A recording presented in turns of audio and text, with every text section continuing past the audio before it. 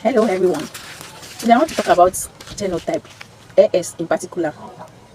An AS genotype is a genetic makeup that indicates a person has inherited one normal hemoglobin gene, which is A, from one parent, and one sickle hemoglobin, which is S, from the other parent. And do you know what that means? It combines AS.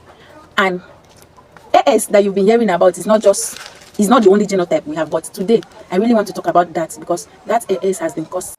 Okay, in today's generation, I will not say it's ignorant because most people knows about it. Let's assume you are a young person, you are going into a relationship with another young person or even an elderly person, whichever way. First thing you should ensure is that both of you should go for a genotype checkup. Not after you've dated for a very long time, some even lead to marriage, before you start, let's go and check our genotype. Even when some people go to check and they discover that maybe they are AS and their partner is also AS, some of them will say, I love him, I love her, I cannot just allow him or her go like that. They'll still stubbornly get married without thinking about the consequences that comes after that. It's so painful after giving birth to a beautiful baby, only for you to realize, and you watch the child grow, knowing very well that this child will not make it, or knowing very well that there's a certain age you will not have this child again. How do you feel? Don't you feel guilty?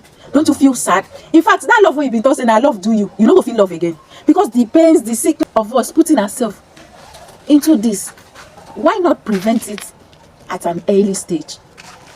Before anything, before going into a relationship, why not check your genotype if you two are compatible? Like, I used to hear stories of people, if you have been dating for 5 years, you have been dating for 8 years, and you could not marry. Or maybe after the marriage, you now discover that she's AS and you are AS. Why would you do such a thing? Something you could have prevented very early. This is a modern generation, and we don't need to put children into these pains anymore. I feel so sad when I see them.